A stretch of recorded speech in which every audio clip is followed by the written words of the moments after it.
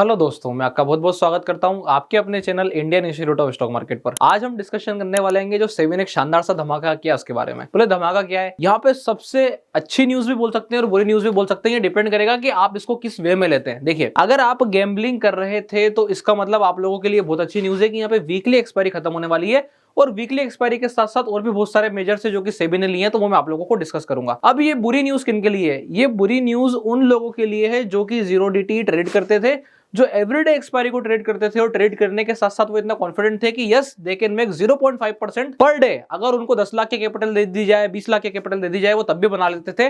तो उन लोगों के लिए ये बुरी बात है।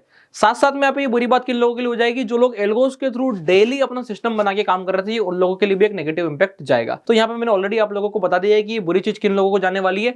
अब फायदा किनका हो जाएगा? फायदा उनका हो जाएगा जिनके पास कम पैसे हैं। तो अब क्या होगा कि सेबी ने कॉन्ट्रैक्ट साइज इतनी बड़ी कर दी कि कम पैसे वाला ट्रेड करने नहीं आएगा।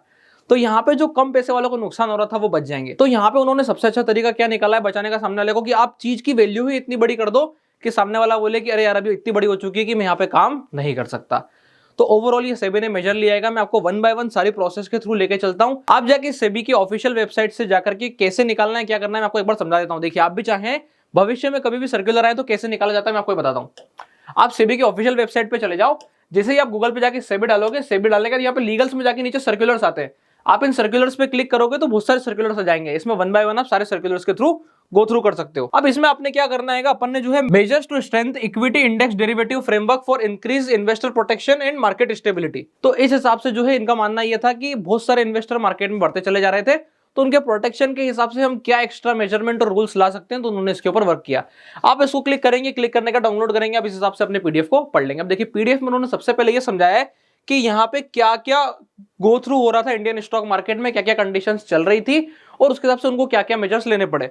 तो नॉर्मल उन्होंने डिस्कशन करके बताया कि वो सारे मेजर्स क्यों लेके आए, किस हिसाब से लेके आए। अभी आ जाते हैं अपन यहाँ पे सबसे पहले पॉइंट पर कि सेबी ने सबसे पहला पॉइंट कहां पे कैप्चर किया। तो देखिए, उन्होंने ये बोला है कि ब्रोकर्स जो है अब क्लाइंट से अपफ्रंट मार्जिन कलेक्ट करेंगे। काय के लिए? जितने भी लोगों ने ऑप्शन बाइंग कर रहे हैं उनके लिए। वैसे ऑलरेडी ये वाला रूल चलता हुआ आ भी रहा है। कुछ ब्रोकर्स शायद तक, मेरा मानना है कि शायद तक 1% ब्रोकर्स जो थे वो आज भी अभी अपफ्रंट मार्जिन कलेक्ट नहीं कर रहे होंगे। तो अब सेबी ने इसको बिल्कुल कंफर्म कर दिया है कि आपको अपफ्रंट मार्जिन कलेक्ट करना पड़ेगा। अपफ्रंट मार्जिन क्या होता है मैं एक बार आपको बता देता हूं। आपने 100 रुपए का एक निफ्टी का ऑप्शन खरीदा जिसका लॉट साइज 25 का है। अब आपने क्या करा, उसके 4 लॉट खरीदे। तो 4 लॉट खरीदने का मतलब आपने 100 क्वांटिटी खरीदी, 100 क्वांटिटी को 100 रुपए पे खरीदा तो आपके लगे 10,000 रुपए। तो 10,000 रुपए आपके अकाउंट से सीधा डेबिट हो जाएंगे, जो कि ऑलरेडी होते भी होंगे। अगर आप सिस्टमेटिक ब्रोकर्स के पास काम कर रहे होंगे तो आपको ये ऑलरेडी पता होगा। फिर भी सेबी ने इसका टाइम दिया कि लगभग जो है आप कहां तक जा सकते हो। बोले 1 फरवरी 2025 तक ये डेरिवेटिव सेगमेंट में लागू हो जाएगा। अब आगे की तरफ बढ़ जाते हैं। आपको वहीं पे सेकंड पॉइंट दिखाई दे रहा होगा, removal of calendar spread treatment on the expiry day. अब सबसे पहले कैलेंडर स्प्रेड ट्रीटमेंट क्या होता है मैं आपको ये बताता हूं, और ये बहुत अच्छी तरीके से काम करता था। अगर आपने हमारे चैनल को विजिट किया है, प्रॉपर तरीके से चीजों को देखा है, तो आप समझ जाओगे कैलेंडर स्प्रेड्स क्या होता है। अभी कैलेंडर स्प्रेड्स में आसान भाषा में आपको बताता हूं। अगर मैं इस वाले हफ्ते में मार्केट को साइडवेज देखता हूं तो मैं क्या करूंगा, करंट वीक का एक पुट ऑप्शन शॉर्ट करूंगा और नेक्स्ट वीक का एक पुट ऑप्शन बाय कर लूंगा। साइमल्टेनियसली आप लोग इसका उल्टा भी कर सकते हो। आपको लग रहा है कि निफ्टी 26,200 पर स्टेबल है, तो आप क्या करोगे, 26,200 की कॉल ऑप्शन करंट वीक की सेल करोगे और 26,200 की ही कॉल ऑप्शन नेक्स्ट वीक की बाय कर लोगे।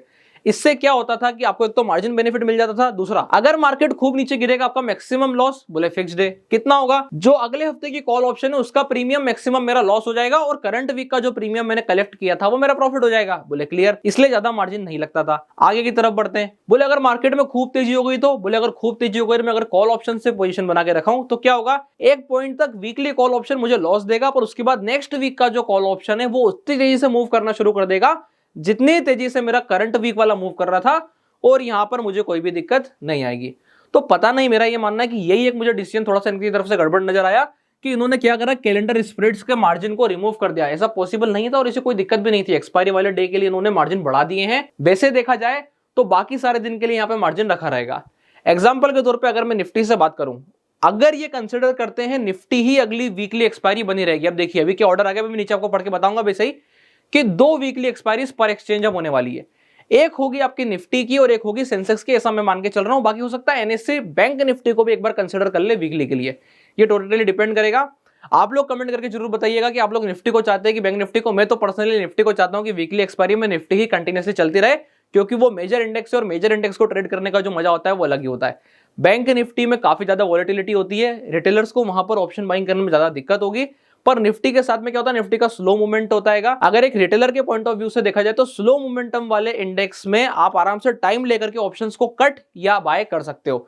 पर बैंक निफ्टी में सडन स्पाइक्स ज्यादा हो सकती है कंपेयर टू निफ्टी, ज्यादा बेटर रहेगा निफ्टी की वीकली हो। अब आगे की तरफ बढ़ते हैं।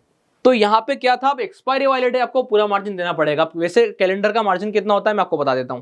अगर आप करंट वीक बेचते हो और नेक्स्ट वीक बाय करते हो तो सिंगल लॉट के हिसाब से आपका मार्जिन 20,000 के ऊपर नहीं जा सकता। आप अगर स्पेशल मार्जिन रखोगे तो 25,000। अब क्या होगा, एक्सपायरी वाले दिन ये मार्जिन 90,000 को टच करेगा, कंसिडरिंग लॉट साइज अभी भी 25 का ही है। अब अपन यहां से आगे की तरफ बढ़ेंगे। ये जो एक पॉइंट था ये मुझे थोड़ा सा गड़बड़ लगा। मतलब मैं ये चाहता था पर्सनली कि कैलेंडर स्प्लिट्स में कोई छिड़कानी ना हो, क्योंकि कैलेंडर स्प्लिट्स वास्तव में पैसा बना के देते हैं। पर उन्होंने थोड़ा सा इसमें चेंजेस किए तो अब ठीक है, कोई दिक्कत नहीं, जो कर दिया वो तो मानना पड़ेगा। मेरे अकेले के लिए तो किया नहीं है, पूरे भारत के लिए ही ये नियम लागू हुआ है, तो कोई दिक्कत वाली बात नहीं है कि सबको इसी के साथ एडजस्ट करते हुए ही काम करना पड़ेगा। अगर निफ्टी का लॉट साइज घटता है एडजस्ट करना पड़ेगा। अगर आपको इसी मार्केट में काम करना है और निफ्टी का लॉट साइज अगर बढ़ करके 125 हो जाता है तो भी आपको इसी मार्केट में काम करना पड़ेगा। अब 125 कैसे हो जाएगा वो भी मैं आपके साथ डिस्कस करूंगा।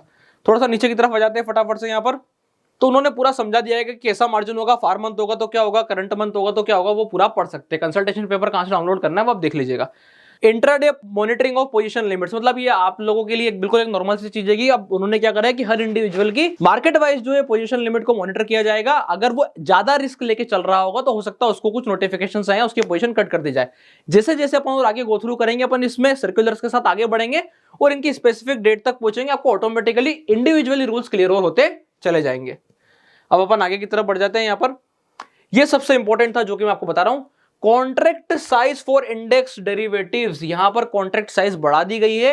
अभी तक क्या था, मिनिमम लॉट साइज जो तय की गई थी वो 6 लाख से 10 लाख के बीच में रखी गई थी। यानी कि एक इंडेक्स के लॉट साइज 6 लाख से 10 लाख के बीच में रहती थी। अगर आप स्टॉक ऑप्शंस भी देखेंगे और स्टॉक्स भी देखेंगे तो स्टॉक्स के जो फ्यूचर्स के लॉट साइज रखी गई थी वो भी 6 लाख से 10 लाख के बीच में रखी गई थी।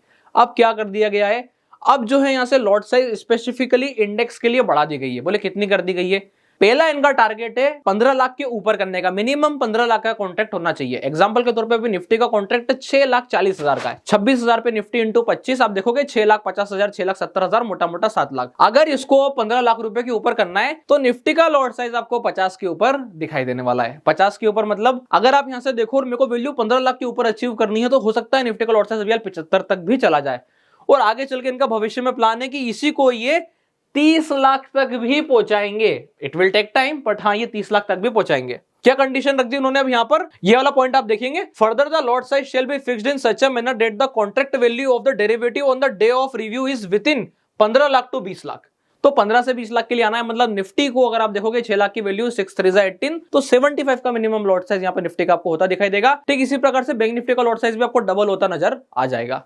आगे की तरफ बढ़ेंगे यहाँ पर, और ये जो मेजर है ये आपको 20 नवंबर 2024 के बाद से होता नजर आ जाएगा। फटाफट से आगे की तरफ बढ़ते हैं यहाँ पर, और अपना रह जाता है एक बहुत ही इंपॉर्टेंट पॉइंट जो कि मैं आपसे बात कर रहा था। जीरो डीटी अगर आप ट्रेड करते हैं, आप रोज आकर के एक्सपायरी ट्रेड करते थे, चाहे आप बायर थे चाहे आप सेलर थे, वो अब आपको देखने को नहीं मिलने वाला है। आपके पास अभी इंडिया में 2 एक्सचेंज है, बोले कौन कौन से, एक एनएससी और एक बीएससी। तो एनएससी के लिए अभी हाल तय होना बाकी कि कौन सा इंडेक्स जो है वो वीकली एक्सपायरी में कंट्रीब्यूट करने वाला है। पर बीएससी के लिए मैं प्रिटी श्योर हूं यहां पर कि सेंसेक्स जो है वो तो रहने ही वाला है।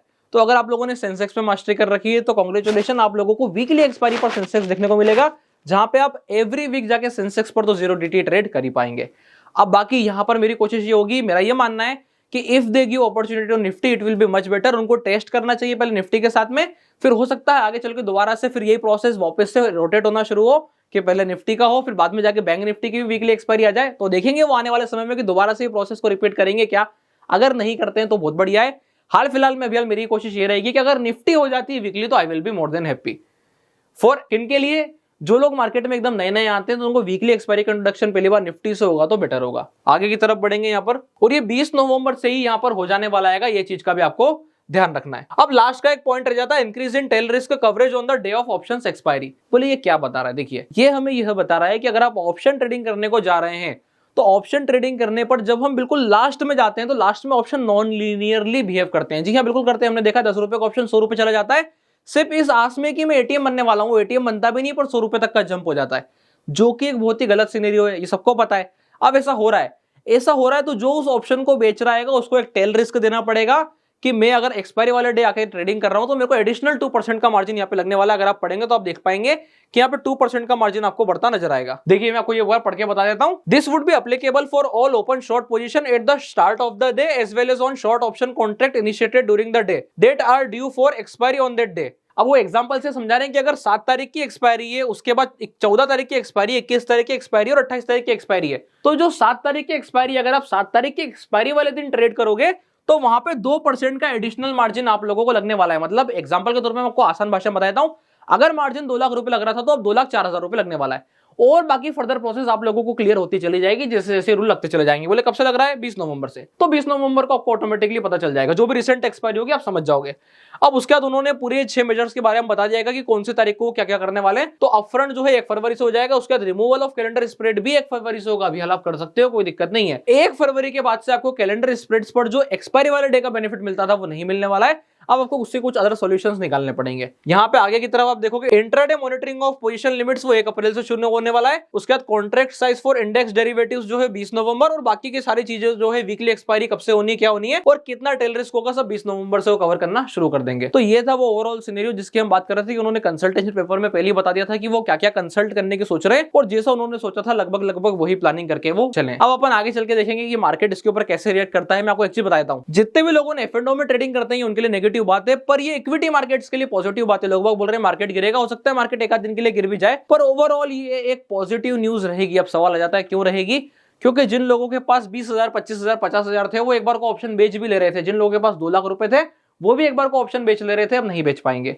बोले ऐसे में वो देखेंगे कि 2 लाख रुपए में मैं बहुत अच्छी तरीके से इक्विटी में जाके स्विंग कर सकता हूं। तो ये चीज का आपको ध्यान रखना है। जैसे ही यहां से एफ&ओ से मनी वापस से इक्विटी में शिफ्ट होगी, इक्विटी में आपको वैल्यू बढ़ती नजर आएगी। तो ये ओवरऑल मेरा मानना आएगा, ये मेरा पर्सनल व्यू है। आप लोगों को हो सकता है कुछ और व्यू हो, किसी का एफ&ओ में बहुत बढ़िया प्रॉफिट बनता हो, तो लॉट साइज कम हो या ज्यादा उसको फर्क नहीं पड़ेगा, वो उसको कैरी ऑन कर सकता है। ये था ओवरऑल सिनेरियो जब हम बात करते हैं सेबी के सर्कुलर की। जितने भी चीजें मैंने यहाँ पे डिस्कस करी, कौन सी वीकली एक्सपायरी होनी है, अब जैसे मैंने निफ्टी की बात करी तो वो मेरा पर्सनल है, वो आगे चल के पता चलेगा कि they will carry on with Nifty और they will carry on with bank Nifty, इन दोनों में से किसी एक के साथ ही वो जाएंगे। अगर आप लोगों को कुछ सीखने को मिला हो, अच्छा लगा हो, तो वीडियो को लाइक कीजिएगा, चैनल को सब्सक्राइब कीजिएगा। और अगर आप लोगों ने अभी तक अपना डीमैट अकाउंट नहीं खुलवाया है तो डिस्क्रिप्शन के नीचे लिंक मिल जाएगा, आप जाके अपना डीमैट अकाउंट ओपन करा सकते हैं। तब तक के लिए बहुत बहुत धन्यवाद।